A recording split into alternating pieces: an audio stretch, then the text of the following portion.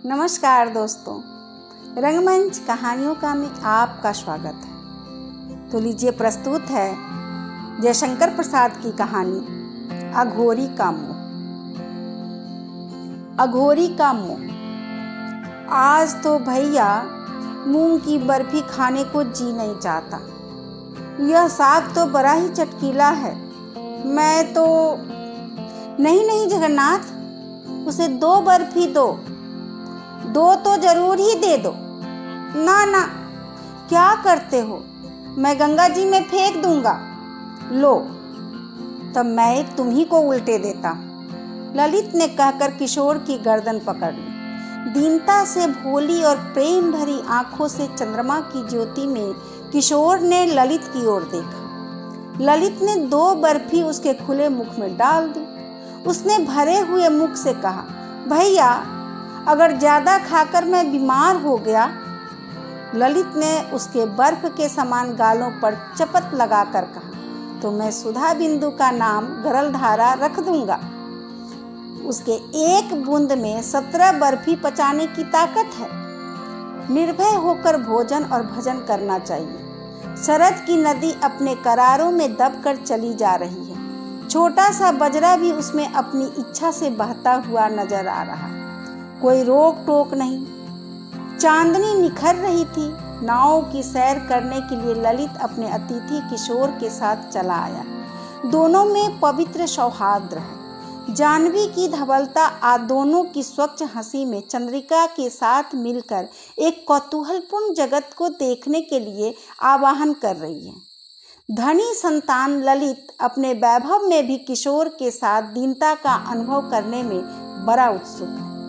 वह सानंद अपनी दुर्बलताओं को, अपने अभाव को, अपनी करुणा को उस किशोर बालक से व्यक्त कर रहा है। इसमें उसे सुख भी है, क्योंकि वह एक न समझने वाले हिरण के समान बड़ी बड़ी भोली आंखों से देखते हुए केवल सुन लेने वाले व्यक्ति से अपनी समस्या कथा कहकर अपना बोझ हल्का कर लेता है, और उसका दुख कोई समझने वाला व्यक्ति न सुन सका, जिससे उसे लज्जित होना पड़ता।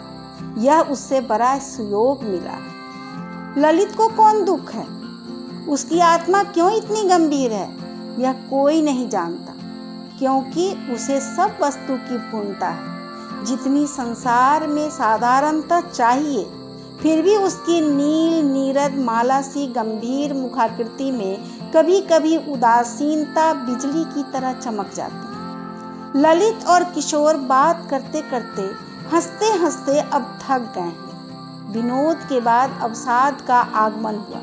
पान चबाते चबाते ललित ने कहा, चलो जी अब घर की ओर। मांझियों ने डांड लगाना आरंभ किया। किशोर ने कहा, भैया कल दिन में इधर देखने की बड़ी इच्छा है, बोलो कल आओगे? ललित चुप था। किशोर ने कान में चिल्लाकर कहा, भैया कल आओगे ना? ललित ने चुप्पी साध। किशोर ने फिर कहा, बोलो भैया, नहीं तो मैं तुम्हारा पैर दबाने लगूंगा। ललित पैर छूने से घबरा कर बोला, अच्छा तुम कहो कि हमको किसी दिन अपनी सूखी रोटी खिलाओगे? किशोर ने कहा, मैं तुमको खीर मोहन, दिल खुश। ललित ने कहा, ना, मैं तुम्हारे हाथ से सूखी रोटी खाऊंगा। बोलो स्वीकार है? नहीं तो मैं कल नहीं आऊंगा। किशोर ने धीरे से स्वीकार कर लिया। ललित ने चंद्रमा की ओर देखकर आंख बंद कर दिया। बरौनियों की जाली से इंदु की किरणें घुसकर फिर कोर में से मोती बन बनकर निकल भागने लगी। यह कैसी लीला थी? 25 वर्ष के बाद कोई उसे अघोरी कहते हैं, कोई योगी। मुर्दा खाते हुए किसी ने नहीं देखा है, किंतु खोपड़ियों से खेलते हुए, उसकी जोड़ की लिपियों को पढ़ते हुए, फिर हंसते हुए कई व्यक्तियों ने देखा है। गांव की स्त्रियां जब नहाने आती है, तब कुछ रोटी, दूध, बचा हुआ चावल लेती आती है। पंचवटी के बीच में झोपड़ी में रख जाती है। कोई उससे यह भी नहीं पूछता कि वह खाता है या नहीं। किसी स्त्री के पूछने पर बाबा आज कुछ खाओगे? अघोरी बालकों की सी सफेद आंखों से देखकर बोल उठता। माँ। युवतियां लजा जाती, वृद्धाएं करुणा से गदगद हो जाती और बालिकाएं खिलखिला कर हंस पड़ती। तब अघोरी गंगा के किनारे उतर कर चला जाता और तीर पर से गंगा के साथ दौड़ लगाते हुए कोसों चला जाता। तब लोग उसे पागल कहते थे, किंतु कभी कभी संध्या को संतरे के रंग में जब जाह्नवी का जल रंग आ जाता है और पूरे नगर की अट्ठिलिकाओं का प्रतिबिंब छाया चित्र का दृश्य बनाने लगता, तब भाव विभोर होकर कल्पनाशील युवक की तरह वही पागल निर्निमेष दृष्टि से प्रकृति के अदृश्य हाथों से बनाए हुए कोमल कारीगरी के कमनीय कुसुम को, नन्हे से फूल को बिना तोड़े हुए उन्हीं घासों में हिलाकर छोड़ देता और स्नेह से उसी ओर देखने लगता, जैसे वह उस फूल से कोई संदेश सुन रहा। शीतकाल है, मध्याह्न है, सवेरे से अच्छा कोहरा पड़ चुका है। 9 बजने के बाद सूरज का उदय हुआ है। छोटा सा बजरा अपनी मस्तानी चाल से जाह्नवी के शीतल जल में संतरण कर रहा है। बजरे की छत पर तकिए के सहारे कई बच्चे और स्त्री पुरुष बैठे हुए जल विहार कर रहे हैं। कमला ने कहा, भोजन कर लीजिए, समय हो गया है। किशोर ने कहा, बच्चों को खिला दो, अभी और दूर चलने पर हम खाएंगे। बजरा जल से कल्लोल करता हुआ चला जा रहा है। किशोर शीतकाल के सूरज की किरणों से चमकती हुई जल लहरियों को उदासीन अथवा स्थिर दृष्टि से देखता हुआ न जाने कब की और कहाँ की बातें सोच रहा है। लहरें क्यों उठती है और विलीन होती है? बुदबुद और जल राशि का क्या संबंध है? मानव जीवन बुदबुद है कि तरंग? बुदबुद है तो विलीन होकर फिर क्यों प्रकट होता है? मलिन अंश फेन कुछ जल बिंदु से मिलकर बुदबुद का अदृश्य क्यों बना देता है? क्या वासना और शरीर का भी यही संबंध है? वासना की शक्ति कहाँ कहाँ किस रूप में अपनी इच्छा चरितार्थ करती हुई जीवन को अमृत गरल का संगम बनाती हुई अनंत काल तक दौड़ लगाएगी। कभी अवसान होगा, कभी अनंत जल राशि में विलीन होकर वह अपनी अखंड समाधि लेगी। हैं? क्या सोचने लगा? व्यर्थ की चिंता।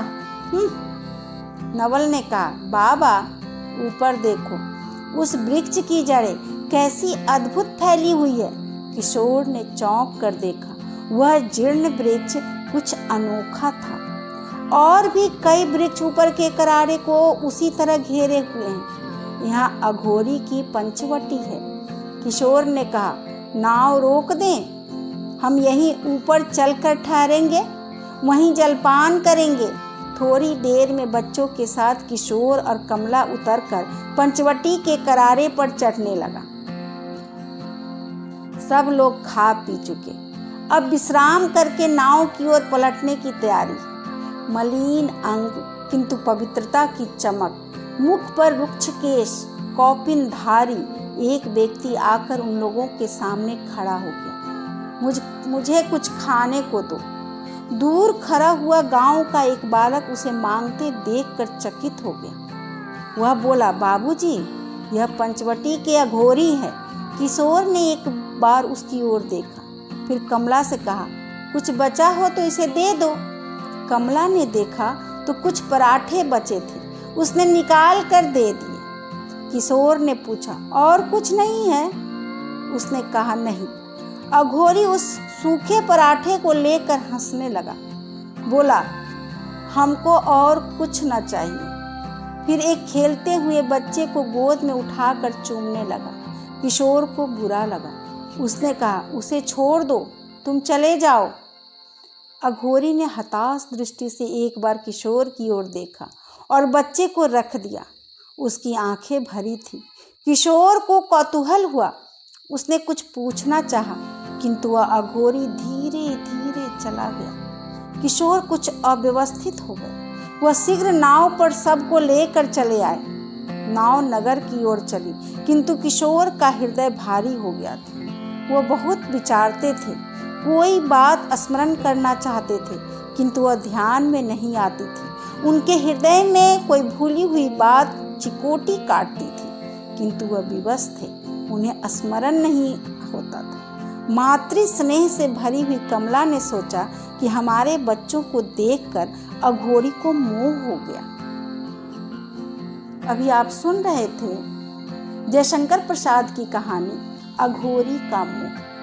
कैसी लगी आपको ये कहानी? यदि आपको ये कहानी पसंद आए तो आप मेरे चैनल को लाइक और सब्सक्राइब करें तथा अपने साहित्य प्रेमी दोस्तों के साथ अवश्य शेयर करें। सपोर्ट के लिए धन्यवाद।